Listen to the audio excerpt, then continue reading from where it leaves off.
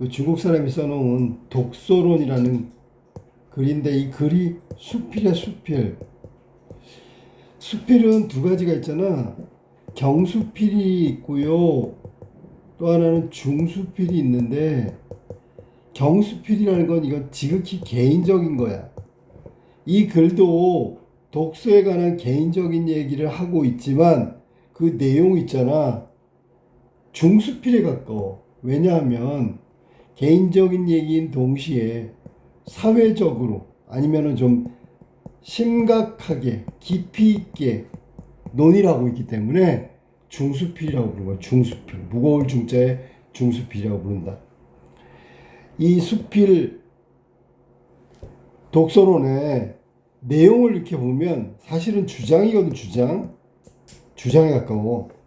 독서에 관한 주장인데 여러 가지 주장을 하고 있어. 이 주장을 어떤 식으로 펼쳤냐면 중간에 뭐 비유적인 것도 나오지만 논리적으로 하게 돼. 논리적. 그러니까 다분히 이성적이고 깊이 생각해야 돼. 그다음에 주장을 잘 펼치기 위해서 예시를 많이 썼기 때문에 예시적이라고 한다. 이게 이제 독서론이란 글의 성격이야. 그러면 내용은 뭐냐면 이런 거야. 독서의 가치가 뭐야? 우선 독서의 즐거움을 얘기하는 건데 독서의 즐거움도 얘기했고 그 다음에 독서의 목적이 뭔지 사람의 인품과 품격과 매력을 뭐 이렇게 가질 수 있게 해주는 게 독서의 목적이라고 이렇게 얘기해. 그 다음에 무엇에 대해서 얘기했냐면 선택에 관한 얘기. 어떤 선택이냐면 좋은 책을 고르는 방법, 선택에 대한 얘기를 했어. 좋은 책을 보통 양서라고 하지. 좋은 책을 양서라고 한다. 자, 그러면 내용 보고 특징은 다시 한번 정리해 줄게. 자, 글 보세요. 글. 제일 처음에 어떻게 시작하는 봐봐. 처음, 가운데 끝. 책을 읽는 즐거움은 예로부터 생활의 매력 중에 하나로 손꼽혀 왔다. 여기 지금 예로부터 이 말이 중요한데 예로부터는 이거는 있잖아. 지금 현재가 아니라 독서가 있잖아. 책을 읽으면은 얻는 즐거움은 옛날부터 쭉 생활의 매력으로 손꼽혀 왔다 그랬잖아. 강조하고 있는 거, 강조. 독서가 얼마나 매력적인 건지. 여기서 매력은 즐거움을 말하는 거야. 독서가 얼마나 즐거운 일인지. 이건 옛날부터 다 이렇게 손꼽았단 말이야. 오늘날에도 독서하는 사람은 그 특권을 누리지 못하는 사람들에게 존경과 선망, 부러움의 대상이 되고 있다는 말이야. 독서를 하는 사람, 그 특권을 누리지 못하는 사람, 뭐 독서하지 않는 사람들이겠지, 그지? 얘는 독서를 안 하는 사람들이고 독서를 하는 사람을 특권을 누리는 사람이라고 그랬어. 이것은 독서하는 사람과 독서하지 않는 사람의 생활을 비교해 보면 곧 이해가 가는 일이다. 자, 그러면 독서하는 사람, 독서하지 않는 사람 생활을 비교해 볼까? 비교해 보면 딱 나와. 뭐가 나오냐면 사람들이 독서하지 않는 사람들이 왜 독서하는 사람들을 존경하고 선망하는 대상으로 삼을까? 이게 나와. 평소에 독서하지 않는 사람은 독서하지 않는 사람 시간 공간적으로 자신만의 세계에 감금되어 있으며 독서하지 않는 사람 1번 시간적 공간적 자신만의 세계에 감금. 그러니까 이게 자기 생각만 하고 있다는 거지. 그 틀에서 벗어나지 못하고 있다는 거지. 그 다음에 생활은 틀에 박힌 상투적인 것 늘 똑같아. 그 사람이 교제하고 대화하는 것은 극소수의 친구나 지인이란 말이야. 친구. 그 사람을 보고 있는 것은 대부분 신변에서 일어나는 사소한 일에 불과하다. 자, 생활의 틀 상투적인 게 바로 이런 것들이야. 맨날 똑같은 친구 만나고요. 맨날 비슷한 일이 일어나. 그리고 첫 번째는 시간 공간적으로 자신만의 세계에 감금되겠다. 이게 첫 번째. 두 번째는 틀에서 벗어날 수 없다. 이게 독서하지 않는 사람의 특징이야. 독서하지 않는 사람은 이런 특징을 갖고 있다. 구체적으로 얘기하면 3개, 4개라고 해도 돼요. 4가지. 그 감금에서 벗어날 길이 없다. 그 감금이 바로 1번부터 4번까지가 감금이라는 얘기야. 그런데 일단 책을 읽기 시작하면, 자, 책을 읽으면 달라진대. 뭔가 별천지, 별유천지 비인간, 거기서 나온 말인데 아주 특별한 곳 이런 거야. 아주 멋지고 아름다운 곳, 특별한 곳이라고. 만일 그것이 양서라면, 양서가 나죠. 좋은 책이라면 독자는 호련 갑자기 세계 제1의 이야기꾼을 만나는 것이 된다. 자, 세계 제1의 이야기꾼과 만난대. 그게 뭔데? 양서가 되겠지. 비유적으로 표현한 거야. 양서, 좋은 책을 세계 제1의 이야기꾼으로 비유하고 있는 거야. 이 사람이 아닌 거에다가 사람처럼 비유했으니까 의인법이라고 해야 되겠지, 그지? 이야기꾼, 이게 의인법이야. 책을 이야기꾼이라고 했으니까. 그는 독자를 유도하여 먼 별천지에 아득한 옛날로 데려가서 고민을 덜어주고 책을 미처 몰랐던 독자가 미처 몰랐던 인생의 모습을 이야기해준다. 그래서 이야기해주니까 이야기꾼이라고 한 거야. 이거 얘네들이 하는 건 모두 책이 해주는 거야. 알았니? 그래서 독자를 유도하여 이렇게 첫 번째 양서, 좋은 책이 해주는 거. 두 번째, 세 번째 인상을 이야기해준다. 세 번째. 책을 읽고 특히 양서를 읽게 되면 1번, 2번, 3번의 일들을 체험할 수 있다라는 얘기야. 됐죠? 자, 이번에는 맹자와 사마천. 맹자와 사마천 아주 유명한 위인들이라고 할 수도 있지. 그러니까 이건 이제 그 사람들의 말을, 같은 말을 또 같은 말을 한 적이 있다. 어떤 말인데 그랬더니 하루 2시간이라도 다른 세상에서 살며, 이 하루에 2시간은 뭐야? 독서하는 시간이지. 독서의 시간. 자, 그래서 매일매일 번뇌를 잊어버릴 수 있다면 말할 것도 없이 육체적 감옥에 갇힌 사람들로부터 선망받는 특권을 얻는 셈이다. 그러니까 하루에 1~2시간 책을 읽으면 번뇌로부터 벗어나는 거야. 육체적 감옥에서 벗어나는 거야. 그러니까 육체적 감옥에 있는, 책을 읽지 않는 사람을 육체적 감옥에 갇혀 있는 사람들, 이거를 독서하지 않는 사람들이란 말이야. 이 사람들의 선망에 받는 특권을 얻는다는 것은 하루에 몇 시간? 1~2시간이라도 책을 읽으면 번뇌에서 벗어날 수 있고, 육체적 감옥에 갇혀 있는 사람, 누구? 독서하지 않는 사람, 독서하지 않는 사람들의 선망을 받는 특권이 셈이다. 이 같은 변화가 심리적으로 미치는 효과는 여행과 똑같은 것이다. 비유적으로 표현했네. 비유. 그러니까 독서 이퀄 여행 이렇게 된 거야. 그러면 이건 은유법이라고 할 수 있지. 그러면 독서는 어디에 떠나가는 여행처럼 일상에서 할 수 있는 특권이라고 얘기해. 특권. 알았니? 여행에서 느낄 수 있는 걸 독서에서 느낄 수 있다. 그뿐인가? 플러스 책을 사랑하는 사람은 언제나 사색과 반성의 세계에 자유롭게 드나들 수가 있다. 두 번째가 사색과 반성의 세계에 자유롭게 드나들게 해준다. 이게 책을 읽음으로써 얻을 수 있는 효용이라. 효용이 뭐야? 만족감이라고 해야 되고 쓸모 있는 것이라고 해야 되니?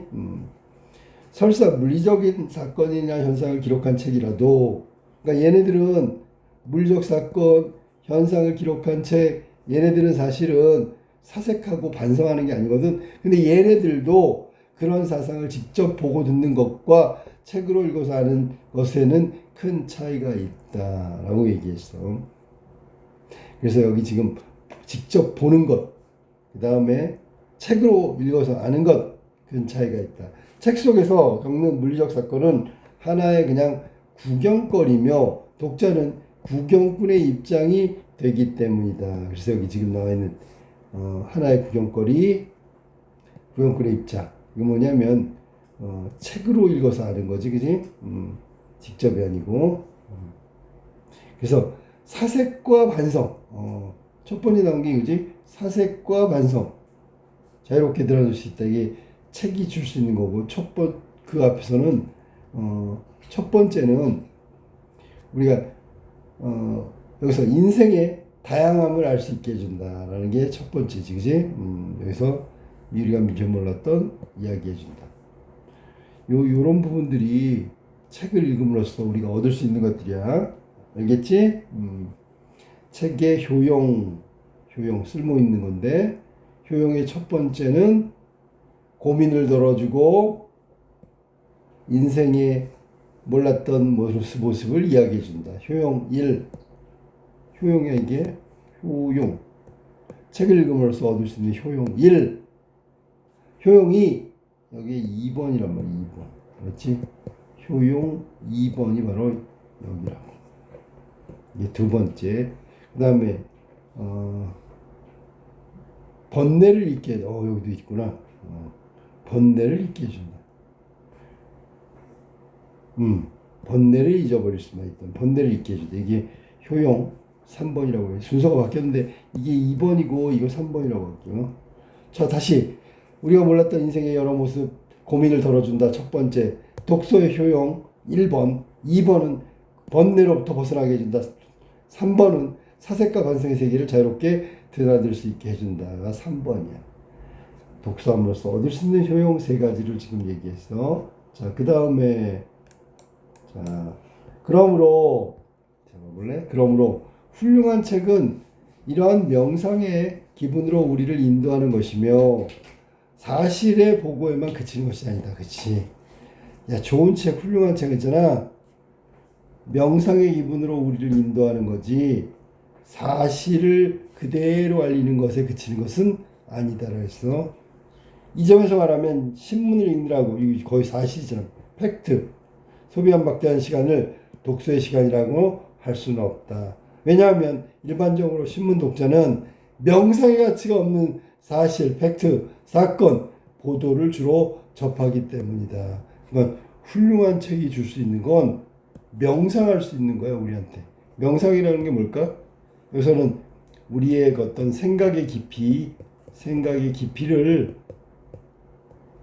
더 많이 느끼게 해주는 거고, 주관적인 판단, 이런 것들을 해주게 해야 된단 말이야. 그러니까 이게 지극히 주관적이란 말이야. 그런데 여기 나와 있는 이 신문은 그렇지가 않다고. 신문은 그냥 명상의 가치가 없는 사건 사실의 보도야. 알았니? 신문을 읽으면서 우리가 독서를 한다고 생각하면 안 되고요. 훌륭한 책을 읽으면 얻을 수 있는 명상, 이거는 신문을 읽으면서 얻을 수가 없는 거다. 알겠지? 그래, 여기서 훌륭한 책이 가져다 주는 것은 뭘까요? 그러면 명상할 수 있게 해준다는 거야. 자, 그럼 두 번째 중간 읽어볼까? 독서란 무엇인가에 대해서 가장 적절하게 말한 사람은 송나라 시인 소동파래. 소동파. 아주 유명한 사람. 소동파 친구 황상곡. 미안해. 소동파가 유명하니까 소동파 그러면 다 알아. 근데 황상곡 그러면 모르니까 먼저 사람들이 다 아는 소동파 얘기를 하면서 그의 친구였던 황상곡 얘기를 한 거야. 그는 사대부가 사흘을 독서하지 않으면 스스로 깨달은 말에 맛이 없고, 자, 그대로 인용한 거야. 뭐라고? 황상곡의 말을 인용한 부분. 사대부가 사흘 동안 독서하지 않으면 스스로 깨달은 말에 맛이 없고 거울 속의 자기 얼굴에 대해서 가증스럽게 보인다라고 말했다. 이 부분이 바로 인용이란 말이야. 인용. 자, 그럼 황상곡의 말을 인용한 부분, 이게 무슨 뜻이냐? 결국은 독서를 해야 된다는 얘기고, 독서를 안 하게 되면 깨달은 게 있어도 별로 이 맛이라는 게 뭐냐면, 깨달았으면 원래 유레카 하면서 뭔가 느낌이 와야 되는데 느낌이 별로 없고, 그 다음에 거울 속의 자기 얼굴에 대해서 가증스럽게 보인다. 거울 속의 자기 얼굴 보면서 가증스럽게 보인다. 왜? 독서를 하지 않으니까. 그렇지요. 하나니 얼만큼? 사흘 동안 3일이야 3일 독서하지 않으면 얼굴조차 가증스럽게 보인다. 독서는 독서하는 인물에게 매력, 이거 중요한 말이야. 자, 독서하는 인물에게, 독서 이 책 읽는 사람이지, 격을 주는 것, 독서의 목적, 이것이야. 이건 외워둬야 되겠지. 왜냐면 독서의 목적이 뭐야? 그러면 독서하는 인물에게 매력과 품격을 주는 것. 이게 독서의 목적이고 이것뿐이며 이게 유일한 거야. 이게 절대적인 거야. 그런 얘기야. 이것밖에 없어. 더 주는 것도 없고요. 더 얻을 것도 없고요. 이거면 충분한 거지. 이 점을 노리는 독서야말로 진정한 예술이라 부를 수 있다. 이 점을 노린대. 이 점은 위에서 말한 독서하는 인물이 매력과 품격을 독서를 통해서 얻는 것. 이걸 목적으로 해서 책을 읽는다. 그러면 진정한 예술이라고 부를 수 있다. 자, 그 다음에 정신 향상이 독서의 목적이 될 수는 없다. 그러니까 책을 읽으면서 정신적인 어떤 뭐랄까 발전, 성장, 정신 향상이 독서의 목적이 될 수 없다라고 단정했잖아. 단정. 이 수필을 있잖아. 다른 수필하고 다른 게 뭐냐면 자기 생각을 그냥 얘기한 게 아니라 단정적으로 얘기하고 있어. 내 말이 맞거든 하면서 정신을 향상시키려고 하는 목적이 독서는 독서가 될 수 없다란 얘기야. 왜냐하면 정신 향상 따위에 쓸데없는 것을 생각하면 독서의 즐거움이 모두 사라지기 때문이다. 그러니까 이게 정신 향상이라는 게 뭐냐면 목적에 이게 의도된 목적 여기에다가 초점을 맞추면 실제로 책 읽는 즐거움을 느낄 수가 없다고. 야, 나 정신적으로 발전해야지. 계속 책 읽으면서 발전해야지. 그러면 책 읽는, 글 읽는 자체의 즐거움은 모두 사라져. 그러니까 독서의 목적이 되면 안 된다고. 뭐가? 정신 향상이. 그런 것을 생각하는 사람은 틀림없이 난 셰익스피어를 읽어야 한다. 소포클레스를 읽어야 한다. 또 엘리엇 박사의 오피트 체코지를 전부 읽어야 한다. 이런 거예요. 의도적인 거지. 읽어서 지식을 넓혀야 한다. 이거야. 이게 정신 향상이라고 얘기한 거야. 이런 목적으로 책을 읽으면 어떻게 돼? 즐거움이 하나도 없어지겠지. 모두 사라져버리겠지. 그럼 이 목적은 독서의 목적이 돼서는 안 된다는 얘기야. 라고 혼자 중얼거리는 사람이다. 이런 사람의 학식은 결코 깊어지지 않는다. 그지? 이게 지금 자 봐봐. 정신 향상 여기에 집중하면 있잖아. 이게 일종의 목적이 되는 거잖아. 그러면 여기에 치중하게 되고 여기 의도를 의도적으로 이렇게 읽게 돼. 그러면 파생되는 문제가 뭐냐면 독서라는 것은 우리한테 주는 즐거움이 있어야 되는데 즐거움이 하나도 없어. 그럼 발전이 없는 거지. 그래서 얘는 독서의 목적이 돼서는 안 된다는 거야. 결국 다시 피드백을 독서의 즐거움이 없으면 이게 이루어질 수 없다 그런 얘기야. 알았지? 자, 이런 학식은 결코 깊어지지 않는다. 하룻밤쯤 그는 자신에게 채찍하여 햄릿을 읽는다. 그리고 마치 악몽에서 깨어난 것 같은 이런 것들이 비유적 표현이야. 악몽에서 깨어난 것 같은 모습으로 그는 나온다. 그러나 얻은 것은 단지 햄릿을 읽었다 정도밖에 없어. 의무감으로 책을 읽는 사람들 이거 봐. 의무감, 의도적, 뭐 어떤 것의 목적 그러면 독서법을 모르는 사람이다. 독서를 과제로 삼는 것은 국회의원이 연설 전에 관련 서류나 보고서를 읽어보는 따위의 행위와 다름이 없다. 이것도 비유적으로 표현한 거고 뭐냐면 국회의원이 연설 전에 읽는 거 연습하는 거야. 서류나 보고서 여기에는 절대로 감흥이라는 게 없어. 감흥이 없어. 원래 독서는 양서는 좋은 책은 감흥이 있어야 되거든. 전혀 없단 말이야. 그러니까 국회의원이 연설 전에 읽는 서류나 보고서를 읽는 거하고 의무감으로 책을 읽고 그 다음에 거기서 말한 대로 정신 향상이라는 의도성을 갖고 읽으면 그냥 읽었다 정도밖에 안 된다고. 거기에 감흥이나 느낌 이런 것들 전혀 없다. 즐거움은 더더욱 없고. 알겠지? 그러면 의미 없는 책 읽기가 되는 거야. 글 읽기가 되는 거야. 알았어? 책이 자료는 아니니까. 알겠지? 황상복에 따르면 아까 나왔던 소동파의 친구 황상복에 따르면 독서의 목적으로 인정할 만한 것은 인간의 용모의 매력을 더하고 그 담화에 풍미를 주는 것밖에 없다. 그래서 앞에서 얘기했던 거 다시 얘기했네. 뭐라고? 독서의 목적은 있잖아. 아까 그랬잖아. 매력, 품격 뭐 이런 거. 인간의 용모에 매력을 더하고 담화에 풍미를 주는 것밖에 없다라고 소동파의 친구 황상국이 독서의 목적을 규정했단 말이지. 위에서 말한 매력과 품격하고 똑같은 말이야. 그러나 용모의 매력이라 해도 단순히 미모와는 물론 뜻이 다르다. 자, 미모는 뭐야? 외모야. 그냥 외모. 근데 여기서는 겉으로 생겨 있는 모습이 아니고 그 생긴 모습이 그냥 뭐 평범하다고 할지라도 독서의 매력이 그 사람의 용모와 가미되면 훨씬 더 뛰어난 모습으로 사람들의 평가를 받을 수밖에 없다. 그런 얘기야. 알겠지? 황상국이 말하는 볼성사나운 풍모. 이 볼성사나운 건 독서 안 하는 거겠지, 그지? 육체적인 추함이 아니다. 그러니까 우리가 생각하는 외모 있잖아, 외모. 눈으로 보이는 거. 이것이 여기 지금 그 작가가 말하고자 하는 모습을 얘기하는 게 아니야. 알았니? 절대로 우리가 눈으로 보는 그런 것이 아니란 말이야. 선생님 봐봐. 외모가 있는데 이 외모는 겉으로 드러나는 모습이잖아. 그런데 여기에 이 겉으로 드러나는 모습인데 이 작가는 있잖아. 외모를 어떻게 보고 있냐면 그래 외모가 한 조건이 되긴 하는데 여기에 플러스 독서. 여기는 독서하지 않는 거. 아냐? 이렇게 결합되면 외모가 한층 돋보인다고. 만약에 이렇게 결합되면 어떻게 돼?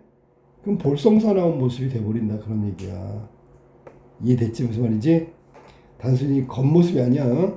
볼성사나운 모습이 바로 그런 걸 말하는 거야. 볼성사나운 모습. 외모에 가해지는 독서 안 한 것, 책을 안 읽는 것. 이게 볼성스러운 모습이라고. 추에도 매력 있는 얼굴이 있거냐. 아름다워도 전혀 멋이 없는 얼굴.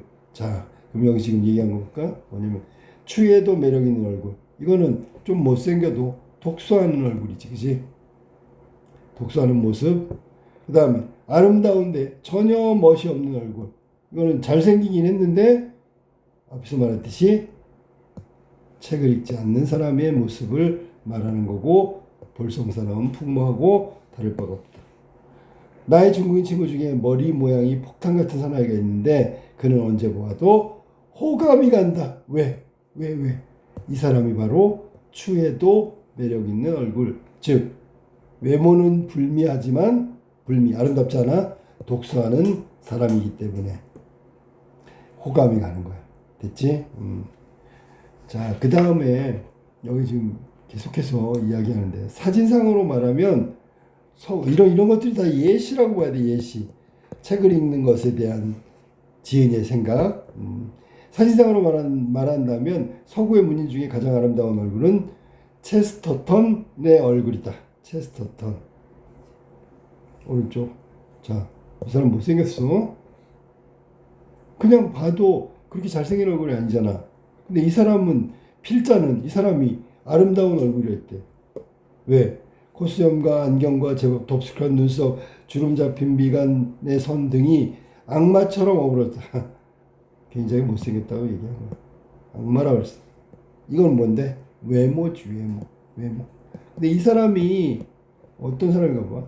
이 모습을 본 사람은 아마 이마 속에 숱한 사상이 약동하고 있으며 묘하게 사람을 쏘아보는 눈이 언제든지 튀어나올 듯한 느낌을 받을 거야. 그러니까 이거는 결코 아름답게 보이지 않는다는 얘기야.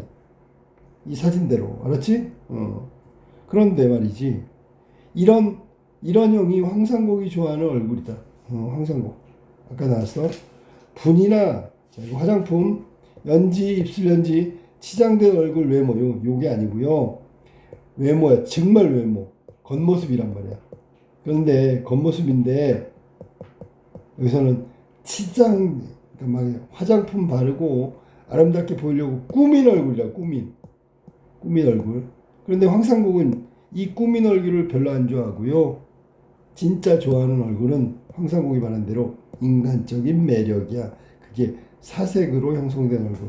그러면 사색은 깊이 생각하는 건데 뭐로부터 오는 걸까? 그러면 독서하면서 사색하는 사람. 이해됐지, 그지? 그 다음에 독서하면서 사색하는 사람. 자, 두 번째. 이게 이제 중간이라면 중간 2번. 여기 중간 2번이야. 담화의 품격은 오로지 독서 방법에 달려있대. 독서 방법. 담화라는 게 뭐냐면 어떤 사람들이 있잖아. 이야기를 하는 거야. 이야기를 하는데 저 사람 교양 있네. 아주 품위 있게 말하네. 이렇게 담화의 품격을 말하는 거야. 그러니까 담화를 아주 품격 있게 하는 사람들은 이야기를 품격 있게 하는 사람들은 남다른 독서 방법이 있다는 거지. 어떻게 책을 읽느냐에 따라서 달라지니까. 말투에 풍미가 있는지 없는지의 여부도 독서 방법에 달렸대. 자, 말투에 풍미가 있는지 없는지 여부도 독서 방법에 달려있다. 독서 방법은 그 사람의 풍미, 말하는 풍미, 품격 이런 것들을 만들어주는 게 독서의 방법이라고. 책의 풍미를 내는 것으로 만들면 담화 속에서는 풍미가 우러난다. 봐봐. 책의 풍미를 내는 것으로 만들면 당연히 이야기할 때도 풍미가 우러난다. 담화의 풍미가 있다면 저술에도 풍미가 느껴지겠지. 이해되냐 무슨 말인지? 그러면 여기에 출발점은 다 여기서 오는 거야. 책. 이 사람이 읽는 책. 이 책 속에서 주는 어떤 메시지나 느낌이나 이런 것들이 모두 그 사람의 담화 속에 녹아 들어가는 거고, 담화가 또 풍미가 있다면 점점 그 사람이 지어놓은 책에도 풍미가 있겠지. 그래서 이 사람이 있잖아. 담화의 품격이 있는 사람은 독서 방법, 즉 책의 풍미가 있는 것을 읽고 말을 하고 그 말 속에는 결국 저술로 이어지는 풍미가 존재한다는 거지. 풍미로 이어지는 거야. 그러니까 책을 제대로, 좋은 책을 또 제대로 읽어야 되겠지. 자, 그럼 어떻게 읽어볼까? 이런 까닭에 나는 풍미나 취미라는 것은 독서의 열쇠라고 생각한다. 독서의 열쇠. 뭐가? 얘가. 이런 것들이 운유법이라고 하는 거야. 비유적 표현이야. 풍미. 책의 풍미와 취미는 독서의 열쇠다. 아니면 독서의 열쇠는 풍미, 취미다. 음식물의 기호와 마찬가지로 취미는 역시 개인적인 거다. 그렇지. 우리가 어떤 음식을 좋아한다, 싫어한다 이런 거 다 개인적인 기호, 취향이지, 그지? 취미는 역시 개인적이다 라고 얘기했어. 음식이 개인적인 듯이 취미도 개인적이야. 가장 바람직한 식사법은 자기가 좋아하는 음식을 먹는 거야. 그러면 잘 소화가 되기 때문이다. 독서도 마찬가지. 이런 것들이 비유야. 역시 어떤 사람에게 이로운 것이 다른 사람에게는 해독이 되는지는 모른다. 그럴 수도 있지. 그럴 수도 있다고. 어떤 사람은 재밌게 읽고 너무 좋았어. 근데 또 다른 사람은 재미도 없고요. 시간만 갔어요. 알았니? 이럴 수 있단 말이야. 동일한 책인데도. 그럴 때 시간만 가고 재미없어요. 독이죠. 독. 그러므로 교사는 자신의 독서 취미를 학생에게 강요할 수도 있고, 각자 다른 거기 때문에 교사가 학생에게 강요하면 안 돼. 또 부모가 아이들에게 취미를 기대해서는 안 돼. 읽는데 흥미가 없으면 독서는 오로지 시간 낭비다. 흥미, 아까도 얘기했지만 흥미가 바로 위에서 말한 대로 독서의 열쇠라고 이 사람이 얘기했잖아. 독서의 열쇠는 취미나 풍미. 그런데 흥미가 없다. 그러면 오로지 시간 낭비에 불과한 거다. 라고 얘기했어. 독서하는데 흥미가 없으면 시간 낭비. 원종랑은 또 이거 봐. 인용하잖아. 인용. 읽기 싫은 책은 주저없이 버려라. 그리고 다른 사람이 읽도록 해라. 왜냐하면 나한테는 별로 안 좋은 책, 재미없는 책, 쓸데없는 책이지만 다른 사람한테는 아주 필요하고 중요한 책이 될 수도 있기 때문에 나한테 맞지 않으면 빨리 포기해라. 버려라. 그런 얘기 하니? 그래서 여기서는 제일 중요한 말이 이거야. 흥미. 취미, 풍미 이런 책들을 선택하는 게 좋단 말이야. 그리고 그 책을 읽는 게 올바른 독서 방법이라고. 그러므로 반드시 읽어야 하는 책은 없는 것이다. 이거 단정하고 있잖아. 이 필자는 반드시 읽어야만 책은 없는 것이다 라고 있는데요? 그런데 다른 사람 생각을 받아들이지 않아. 이게 단정이라고 하는 거야. 응? 이게 있잖아. 왜 단정이냐면 반드시 읽어야 하는 책은 없는 것이다. 왜? 전부 다 풍미와 취미가 다 달라. 만약에 반드시 읽어야 하는 책이 있다면 풍미와 취미가 모두 동일해야지 그 공통 분모 때문에 읽어야 되는 거잖아. 그래서 반드시 읽어야 되는 책은 없다. 이게 중요한 말이야. 각자의 풍미와 취미 이런 것들이 다 다르기 때문에 우리는 지적 감흥은 나무처럼 성장하고 냇물처럼 유동한다. 이런 것도 다 비유적 표현이야. 나무처럼 쭉쭉 자라고 냇물처럼 막 움직이는 거야. 뭐가? 지적 감흥이. 수액이 있는 동안 나무는 성장하고 샘에 새로운 물이 솟는 한 물은 흐른다. 그래서 이게 수액이 있다, 성장. 새로운 물이 있다, 흐른다. 이렇게 돼 있는 거야. 이게 지금 나무하고 샘물에 대해서 이야기한 거지. 물은 암초에 부딪히면 우에 이렇게 삥 돌아갔단 말이야. 흐르고 그 다음에 깊은 운동에 들어가면 잠시 개었다가 머무는 게 아니라 굽이쳐 올라서 흘러간다. 그러니까 멈춰 있는 게 아니죠. 멈춘 것처럼 보였지만 결국 흘러가는 거잖아. 알았니? 그러면 봐봐. 이걸 유추라고 하는데 유추가 뭐냐면 우리가 읽는 독서 있잖아. 독서. 개인적으로 풍미와 취미가 다르다 그랬지. 그지? 취미가 다르다. 그래서 책을 각자가 읽는 게 다 다른데 문제는 뭐냐면 여기 물 이야기를 한 이유가 뭐냐면 고인 듯 있는 것처럼 보이지만 자 잠시 괴었다가 결국은 흐르게 된다고. 이해됐니? 무슨 말인지? 그래서 우리가 책 읽는 거 개인적 풍미와 취미가 다르기 때문에 발전이 안 되는 것처럼 보여. 나한테 필요 없는 책은 다른 사람한테도 필요 없다고 생각하지만 실제로는 다른 사람에게는 필요한 내용이 될 수도 있고 그 사람이 나무처럼 성장하는 계기가 될 수도 있다고. 그리고 물처럼 그 성장이 안 되는 것처럼 보이다가 괴었다가 결국은 나중에 성장하게 된다는 거지. 그런 얘기를 하고 싶은 거 알았니? 자, 그 다음에 이처럼 물은 노력하지 않고 목적도 없지만 미안해. 심산의 늪에 들면 흔연히 거기서 휴식하고 심산 깊은 산 늪 휴식하고 안 흘러. 물이 안 흐르는 거야. 물살이 센 내를 만나면 또 사납게 흘러. 이처럼 물은 노력하지 않고 목적도 없지만 그 상황에 맞춰서 하지만 결국 얘기하는 건 반드시 바다에 가게 된단 말이야. 목적을 이룬다라는 얘기야. 이해됐지? 무슨 말인지? 가만히 있는 것처럼 보이지만 절대로 가만히 있는 게 아니고요. 늪이라면 흐르지 않는 물이니까 거기에 휴식하고 물살이 센데 시냇물을 만나면 또 흘러. 거기에 맞춰서 흘러간단 말이야.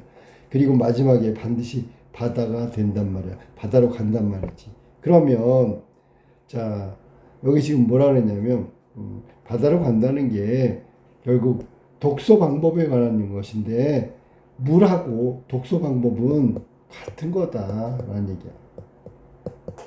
독서의 방법을 물로 다 설명하는 거야. 그러니까 아까 얘기했던 유추라는 건 독서의 방법을 물처럼 머물렀다, 사납게 흘렀다, 마지막에 바다로 간다. 뭐 그런 얘기를 통해서 독서의 방법을 유추해서 물로 유추해서 설명하고 있다. 그런 얘기야.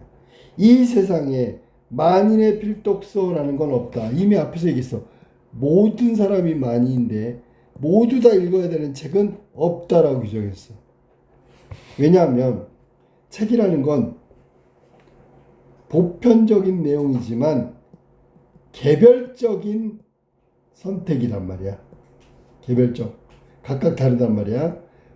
개별적인 거다. 뭐가 달라 그러면 풍미도 다르고 취미도 다르다. 그러니까 풍미와 취미가 다 공통적으로 하는 건 없기 때문에 필독서는 모든 사람의 필독서는 없다라고 하는 거야. 다만 어떤 사람이 어느 때 잡아봐라. 자, 어느 때 다만 어떤 사람이 어느 때 어느 장소에서 어떤 사정하에서 어떤 생애에 어느 시기에 읽어야 할 책이 있을 뿐이다. 이 말은 만일의 필독서는 없지만 책은 이렇게 사람에 따라서 시간에 따라서 장소에 따라서 어떤 현재 상황에 따라서 생애의 어떤 시기 나이에 따라서 읽어야 할 책은 있다 그런 얘기를 한 거예요. 자, 여기 만일의 필독서가 없다는 얘기는 개인마다 풍미와 취미가 다르기 때문에 공통점이 있을 리가 없어. 사람마다 다른 거니까.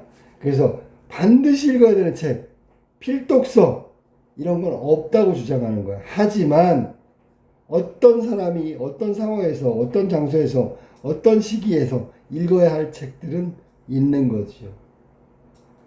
그걸 갖다 필독서라고 하진 않아.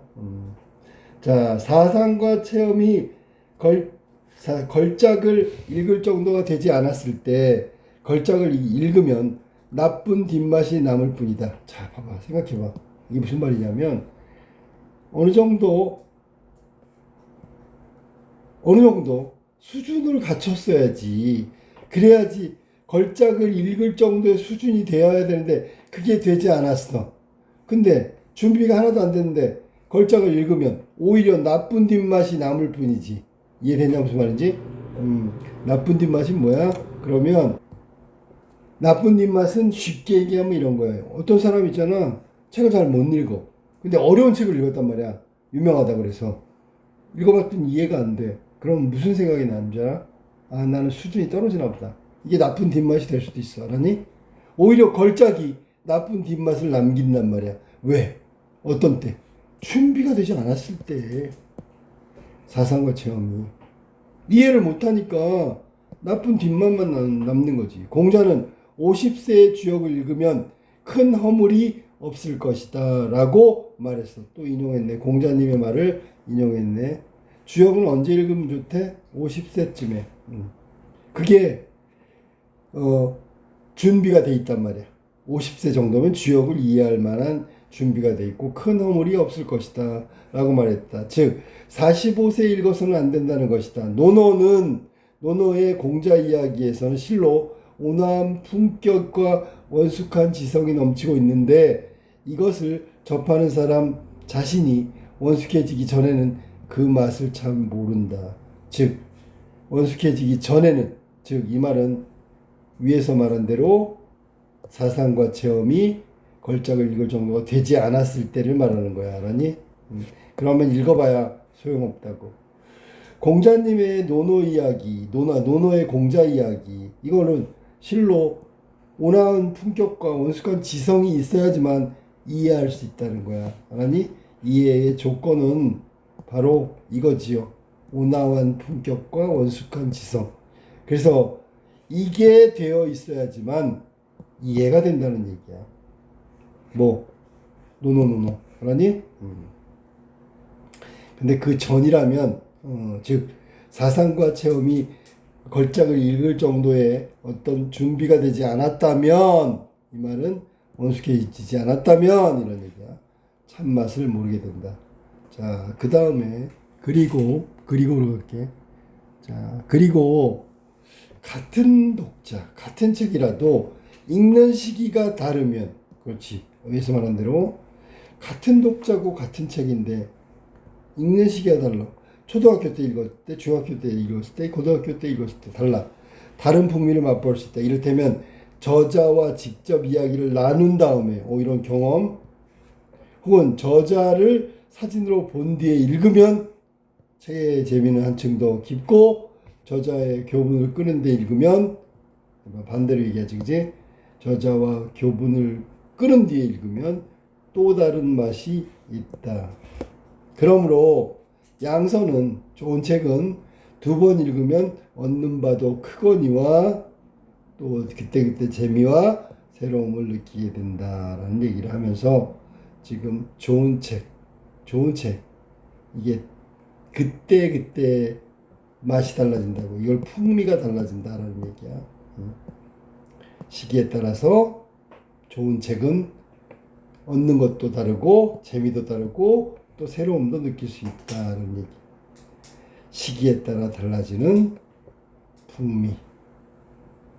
요 얘기를 지금 하고 있는 거야. 알겠지? 요게 뭐냐면 이런 거야. 예를 들어 저자 직접 얘기를 나누는 것도 시기고, 저자 교분이 끊어진 다음에 이것도 시기고 또 다른 시기. 됐죠? 자, 그 다음에 세 번째로 가볼게. 여기 중간 3이야. 독서는 저자와 독자의 두 가지 면에서 성립되는 행위다. 그렇지? 저자가 있고요, 독자가 있어야 되겠지. 진실로 얻은 바는 독자 자신의 통찰과 경험을 통해 얻은 것, 그 다음에 저자의 통찰과 체험으로부터 주어진 것, 두 가지야. 자, 그러니까 생각해봐. 독자가 직접 경험했어. 혹은 독자는 경험을 못했는데 저자를 통해서 경험했어. 이렇게 되면 달라지는 거지, 그지? 그래서 두 가지가 지금 다른 경험이 전달되는 거야. 자, 논어에 관해 송나라 때 유학자인 정의천은 논어라는 책 이렇게 말했다. 논어의 독자는 어디에나 있다. 어떤 자는 다 읽어도 감감, 어떤 자는 한두 줄 읽고 기쁘고, 어떤 자는 저도 모르게 손뼉을 치고 춤을 출 정도로 기뻐한다. 지금 논어를 읽은 독자의 태도를 봐봐.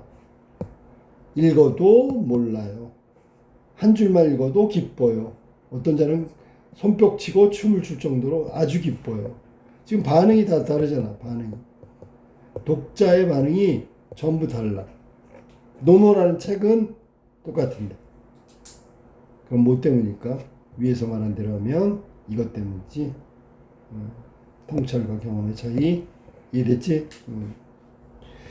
자, 그 다음에 좋아하는 작가의 발견은 자기의 지적 발전에 가장 의미 있는 일이라고 생각한다. 그래서 우리가 책을 읽는 것도 좋은데 아주 마음에 드는 작가를 발견하는 거야. 작가의 발견. 그러면 가장 의미 있는 일이래. 왜냐하면 그 마음에 드는 작가의 책을 통해서 지적 발전을 이루니까 가장 의미 있는 일이 되겠지. 좋아하는 작가의 발견. 이러할 때는 친화라는 것이 나타나므로 되게 친하다. 우리는 고금, 옛날과 지금의 작가 중 그 정신이 자신과 비슷한 사람을 발견해야만 한다. 아주 강하게 얘기했어. 그러면 발견하면 어떻게 될까? 당연히 우리의 지적 발전이 이루어지겠지. 자신하고 비슷한 사람을 발견해가지고 그 사람을 통해서 그 작가를 통해서 그 작가의 글을 읽으면 우리의 지적 발전은 올라가는 거지. 이렇게 함으로써 참으로 좋은 것을 얻게 되는 것이다. 그 좋은 것이 바로 지적 발전이라고 할 수 있겠네. 여기서는 사숙할 만한 스승을 찾아내는 일. 이 사숙이라는 게 뭐냐면 거기 가서 머물면서 먹고 자고 하면서 스승으로 섬기는 거야. 제자가 되는 거 한마디로. 남에게 의지하지 말고 스스로 해결해야 한다. 그렇지? 자, 스승을 찾아내는 일을 뭐라고? 스스로 해야 된다. 그리고 해야, 제일 중요한 건 뭐야? 해야만 한다. 이게 중요한 거야. 꼭 찾아야만 한다고. 지적 발전을 위해서. 그럼 의미 있는 일이다. 누구에게 심취할 수 있냐 하는 것은 남이 아는 것도 아니고, 왜 스스로일까? 남은 몰라. 어쩌면 자기도 몰라. 말하자면 첫눈에 반함. 이것도 좋고요. 남에게 누구를 사랑하라는 말을 듣는다고 되는 일도 아니야. 일종의 본능의 힘으로 아는 것이다. 그러니까 스스로 해결할 수밖에 없는 거지, 그지? 뭐를? 스승을 찾아내는 일은 스스로 해결해야 한다. 왜? 첫눈에 반한 것처럼 남이 누구한테 사랑해라 이게 들리는 게 아니지, 본능의 힘으로 알아내야 되기 때문에 스스로 해결해야 된다고. 그래서 스승을 찾아내면 지적 발전에 도움이 되는 가장 의미 있는 일이 된다라는 얘기. 자, 그 다음으로 볼까? 좋아하는 작가를 발견해야 되는 것. 다음, 첫눈에 반하면 무엇이든지 좋게 보인다. 분명히 그랬어. 왜냐면 여기서 좋게 보인다라는 얘기는 즐겁다라는 뜻이야. 즐거움. 첫눈에 반하면 즐거운 거야. 키, 얼굴, 머리카락, 색깔, 음성, 이야기하는 모습이나 웃는 모습 모두 전부 다 좋게 보인다. 눈이 멀었어. 알았니? 그럴 수밖에 없는 거야. 학생이 스승에게 배우지 않으면 알 수 없는 그런 성질의 것은 아니다. 그러니까 학생이 스승한테 배우지, 그거하고는 다른 얘기다라는 뜻이야. 왜? 첫눈에 반한다는 건 자기도 모르게 끌리는 거기 때문에 배워서 되는 게 아니라고. 독서의 경우도 마찬가지여서 문체나 풍미나 견해나 사고방식 조금 더 남을 데가 없다.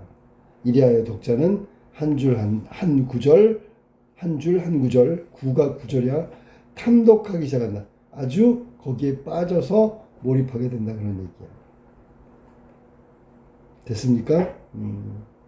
그러니까 이 봐봐, 선생님 말해. 중요한 게 뭐냐면 한 줄 한 구를 탐독하기 시작하는데 이것 때문에 우리는 지적 성장을 이루거든. 그러니까 빨리 자신이 좋아하는 작가를 발견해야 되는 이유란 말이야. 작가를 발견해야 되는 이유가 뭐냐면 작가를 발견하면 이렇게 탐독하기 시작하는데, 그러면 거기서 우리의 어떤 내적인 성장이 이루어진다고. 그러니까 빨리 발견해야 돼. 우리를 위해서. 본래부터 정신적 친화력으로 결부되어 있는 까닭에 모든 것을 흡수하고, 자, 본래부터 정신적 친화력, 이게 뭐냐? 이거 끌림이야, 끌림. 딱 보자마자 다 좋아, 다. 안 좋은 게 없어. 정신적 친화력이 뭔지 위에서 말했다. 뭐냐면, 이렇게 했어. 걔를 발견하면 이것도 머리카락 색깔도 음성 할 거 없이 모든 게 다 좋아 보인단 말이야. 그 좋아 보이는 게 친화력이야. 그러니까 좋아 보이니까 당연히 읽으면 쏙쏙 머릿속에 들어오지. 그지? 이해가 잘 되지. 작가가 주문을 외면 독자는 거기에 홀리고 때에 따라서는 음성과 동작과 웃는 모습 그리고 이야기하는 모습까지 작가와 점점 닮아간다. 동일시 되어간다고 얘기하는 거야. 알았지? 그러니까 이렇게 큰 영향을 미치는 거야, 작가가 독자한테. 그지? 그럼 우리가 큰 영향은 여기선 좋은 거야. 지적 성장이라고 얘기했잖아. 지적 발전. 이거 개인이 지적 발전하면 좋은 거야. 네. 좋은 것을 발전시키기 위해서는 이렇게 큰 영향을 미치는 작가를 빨리 발견해야지. 그래야 한 줄 한 줄 탐독하고 깊이 있게 읽게 되는 거야. 그러면 결국 마지막에는 자기가 좋아하는 작가의 사상, 풍미, 동작, 음성, 행동, 표정 모든 것이 점점 작가처럼 동일시 되어 간다, 그런 얘기야. 이리하여 문제상의 연인에게 빠져. 자, 여기 또 해석 조심해. 문제라는 게 뭐냐면 글을 쓰는 재주야. 그러니까 여기서 작가의 재능을 말하는 거야. 연인에 빠져. 그 책에서 자기 영혼의 양분을 남김없이 흡수하는 거야. 영혼의 양분이니까 그걸 빨아들여서 영혼이라는 건 정신적인 부분의 성장이 이루어지는 거라고. 이게 생활의 발견에 나오는 독서론에 관한 얘기고, 중국 작가가 써놓은 개인적인 주관적인 독서의 가치, 목적, 좋은 작가를 빨리 찾아야 되는 이유를 주장하고 있는 글이라고 생각하면 돼. 그래서 이게 단순히 개인적 차원에 머무는 게 아니기 때문에 아까도 얘기했지만 중수필이라고 하는 거야. 중수필이고. 자, 여기 설명 방법 볼까? 수필인데 비유적 표현이 많이 나왔어. 뭐뭐 같은 거, 뭐뭐 같은 거. 그다음에 예를 들어 뭐 예를 들면 뭐 소동파의 친구 그거 나왔지 아까.